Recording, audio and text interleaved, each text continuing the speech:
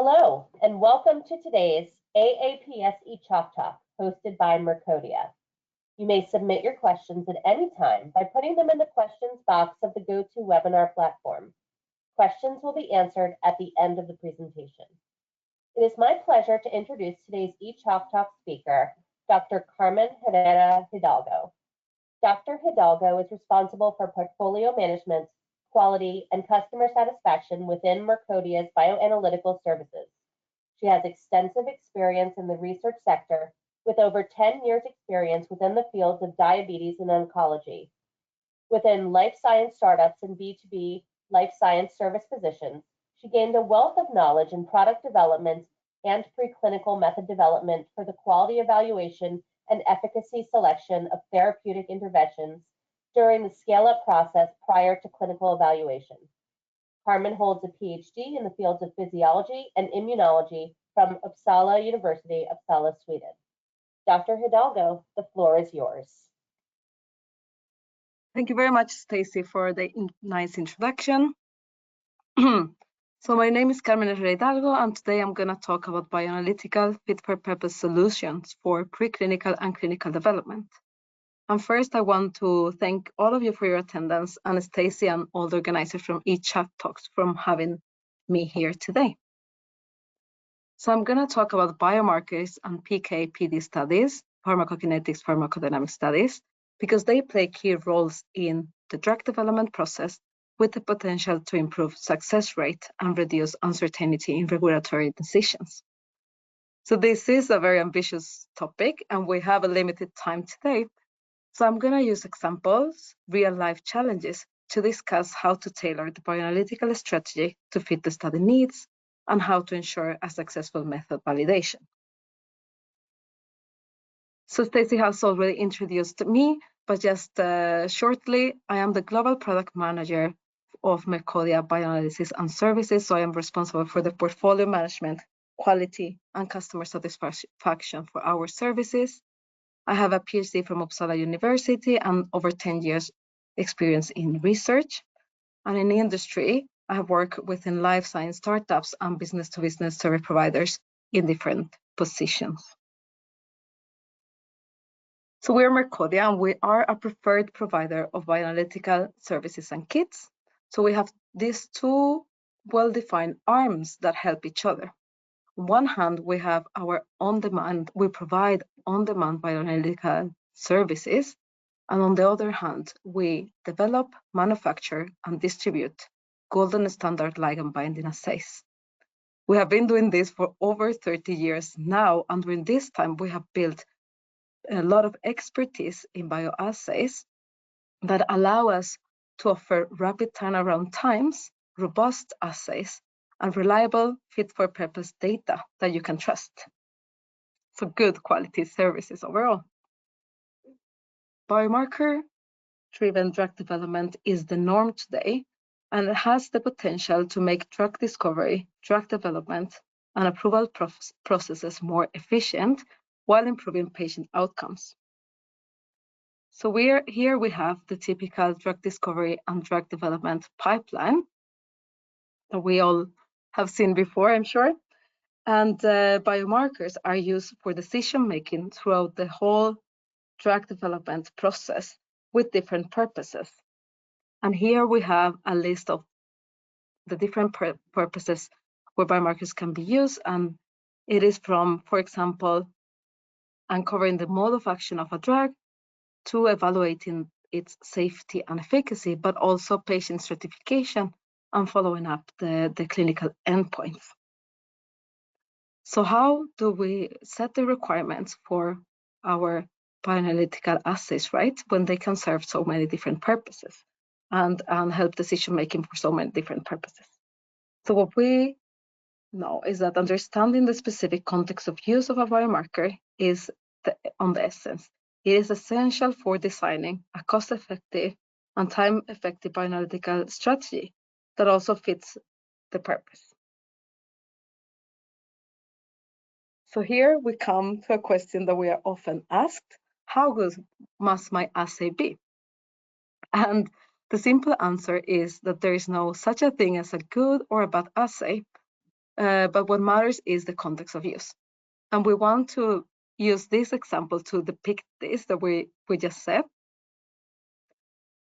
So in this example, we want to measure with a biomarker, we want to measure the difference between non-treated and treated patients. And we have two different scenarios, scenario A and B. In a scenario A, we have large intragroup variation for both patient groups and a small difference in between groups. So we need an assay that will perform with high accuracy and low variation in order to be able to reliably detect the difference in between these two patient groups. On scenario B, on the contrary, we have minimal intragroup variation for both groups and a large difference in between the groups. So an assay that presents high variation and low accuracy may be good enough. And we just want a good enough assay. We don't want to spend cost and time in improving an assay if it can give us already reliable data. So an assay that we will disregard as low quality in scenario A may be more than good enough for scenario B. So the most important, once again, is understanding the context of use. So how to build a fit-for-purpose bioanalytical strategy, right? That is the challenge in bioanalysis. So today, often, pharma companies focus on assembling high competence in the drug development, and they involve an external expert partner for the development and the validation of the bioanalytical methods. So we are a bioanalytical partner, so we know how this works. And what we recommend is to initiate a partnership with a bioanalysis lab early and exchange detailed information also early. What you want is that your bioanalytical partner understands the context of use as good as you do, understands your project as good as you do, so that the partner, bioanalytical partner, can design a fit-for-purpose bioanalytical strategy that is also cost and time effective. This is what we all want, right? For doing that, we usually, with our partners, with our clients, we go through many different questions to go deep, dig deep, and understand the project properly. So what is the intended use of the data? In order to define the requirements of an assay and the validation required, we need to understand if it is, for example, going to support the data is going to support a primary endpoint decision, or instead it's going to be used for a discovery endpoint. The demands are not the same. We, of course, need to have very detailed information about the analyte, type, possible presence of homologous counterparts in the matrix of relevance, and also stability in the relevant matrix so that we can understand also how robust must the assay be, for example. Timeline is also important. What is the study duration and other time considerations that are important to you to consider your project, to make your project successful. When moving into clinical phases, clinical information, of course, is important as well. For example, what is the concentration variability in a sample type, or the expected difference between treatment groups, as we saw in the example in the previous slide. The study design is also important. For example, we can compare two studies, one short and another running over a long period of time. And for a long period of time study, we're going to need a more robust assay. So all these considerations are examples of questions that we go through to understand the context of use. So with this, I want to show you or discuss with you real life challenges that we and our clients have encountered through the years when doing biomarkers and PKD studies. And after this, I will focus on the first two ones and discuss two real life case studies. For PK and for PK and biomarker studies, it often happens that no issues are observed during analytical validation, but problems arise during clinical analysis. This can happen for different reasons, that the assay doesn't perform the same way in the matrix of relevance or in the patient matrix. There's some cross-reactants, for example, that we didn't predict. And also there can be lot variation of the kits. This usually happens during first-in-human studies and needs fast solutions so that the client can progress through the different phases of the first-in-human with reliable data. For PK and biomarkers, again, there's often need for development of a robust assay for a biomarker that is actually unstable, and this is a challenge. We often encounter also that the drug or biomarker concentration in clinical samples is lower than expected. So now your assay doesn't have the specificity, the sensitivity, required, and it needs some rapid re-optimization, perhaps. For biomarkers, the context of use often can change during the drug development process. We also have seen biosimilar products that we need to compare, and they perform differently in the method. So we need to adapt the method to be able to compare the biosimilar products. For PK or biomarkers, again, finding both an accurate and a high throughput solution is also a challenge. So accurate and high throughput together is difficult. So now, as I said, I will go and discuss two real-life challenges or two case studies for the two first challenges outlined here. So in case study number 1, a validated PK assay showed problems during clinical analysis. For background, we had an external commercial assay that had been validated for use for a PK study. And of course, no issues were observed during validation. Then we started measuring for our client the first clinical samples, and during clinical analysis, problems raised, giving false positive results for the pre-dose samples. So this is a PK assay, and the pre-dose samples don't have not met the drug. What was the need was that the sponsor needed a rapid solution in order to be able to progress through the different phases of the first-in-human clinical study successfully with reliable data that allow them to make reliable decisions.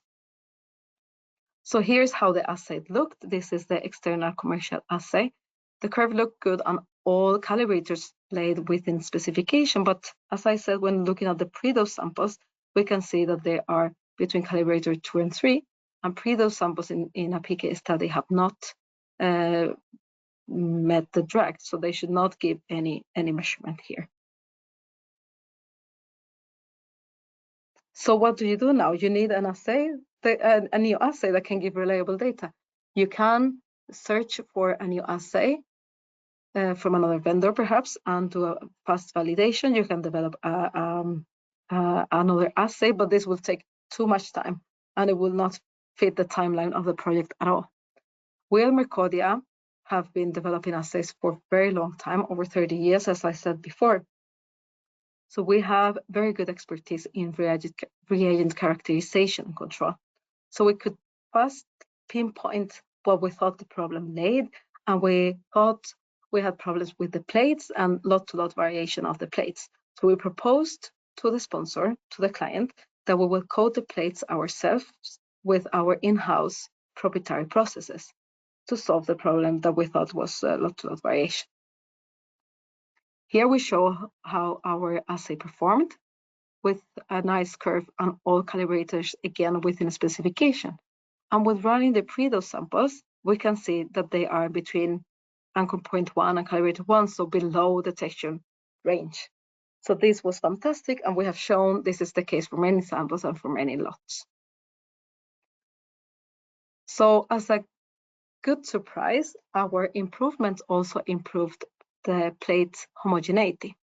So in the external commercial plate, we can see how the homogeneity looks like here. And we can see that there are some problems at the edges.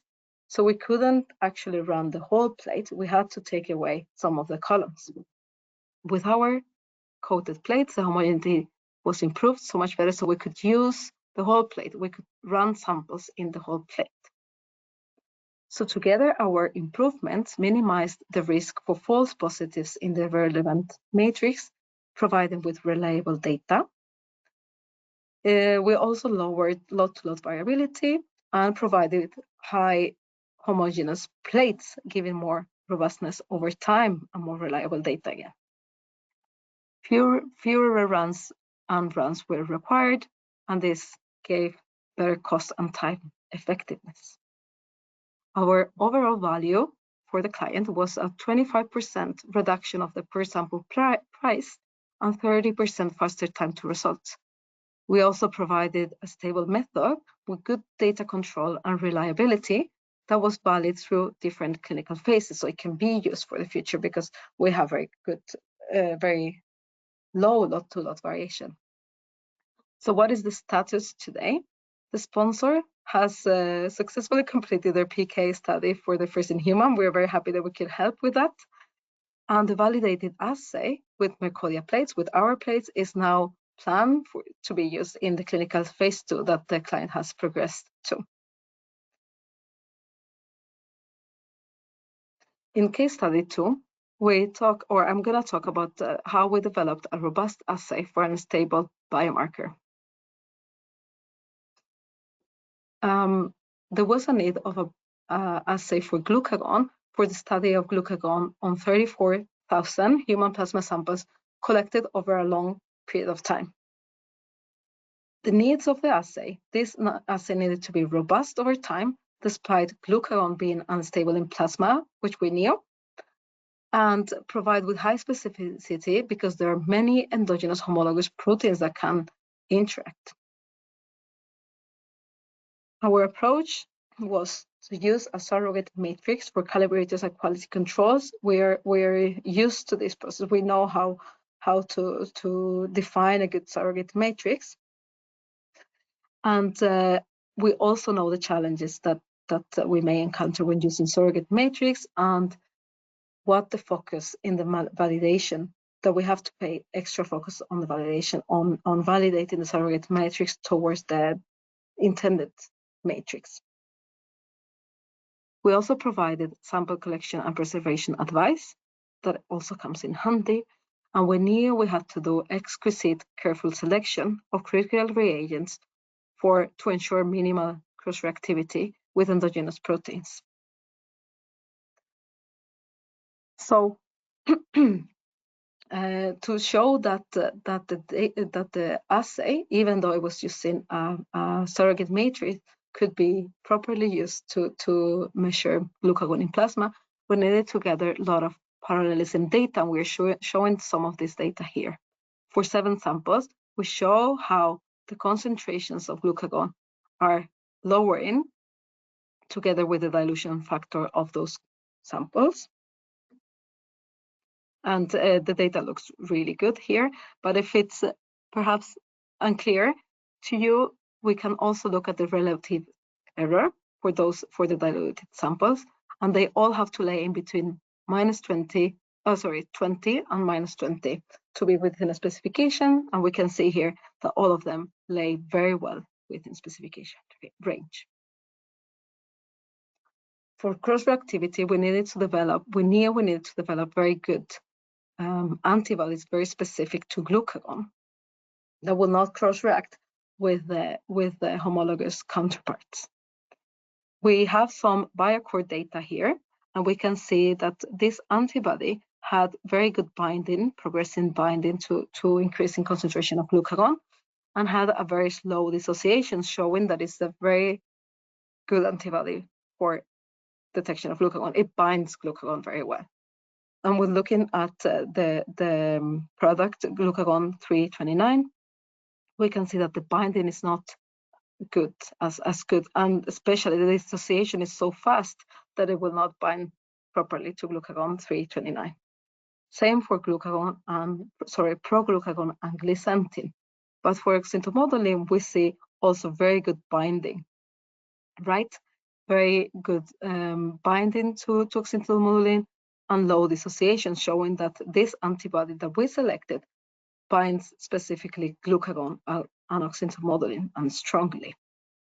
So what we did next, we used this for a sandwich ELISA. So we chose another antibody, the other antibody in the pair that will bind glucagon here, and it will not bind oxyntomodulin in this end. So this way we could provide with very good an assay with low cross-reaction, as shown here for glycentine, for glucagon, and glucagon, now detected for relevant concentrations in plasma, and very low cross-reactivity with oxyntomodulin.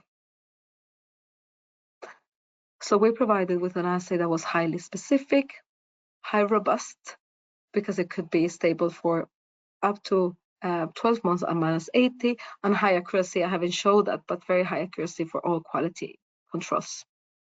So the status today is that Mercodia glucagon ELISA was successfully used to measure glucagon on 34,000 human plasma samples in the RISE type 2 diabetes multi-site clinical study. That is a famous study in diabetes. So the conclusion of today is that understanding the context of use is fundamental for both developing a bioanalytical method and for designing a fit-for-purpose validation as the basis for a cost and time-effective bioanalytical strategy. And with this, I want to invite you to contact us for whatever questions you may have about this or potential partnerships. We're always happy to help. With this, I move into the question section, and I want to invite my colleague, Annika, that is the Director of Bioanalysis and Services. So you may hear her also with me. Thank you. Thank you so much for a wonderful presentation. We don't have any questions yet, but let's give it a moment. We have quite a few folks online who can ask questions. Yes, absolutely.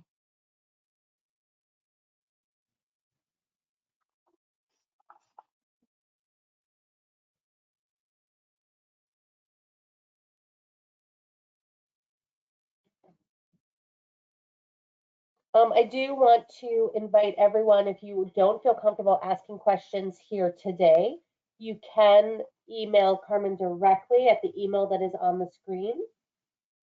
Absolutely. You're more than welcome to email me or Mercodia Services for any questions you may have on the topic and beyond, also on our services perhaps, or on our kits. Perfect. Well, it looks like you were very clear and no one has any questions. I anticipate that you will have some questions later on, but because we have no questions, I want to thank you so much for being here today for a wonderful eChalk Talk. And I invite all of our listeners to join us on the aaps.org website to see more of our eChalk Talks. Thank you all so much, and you may now all disconnect from the webinar. Have a great day. Thank you. Bye-bye.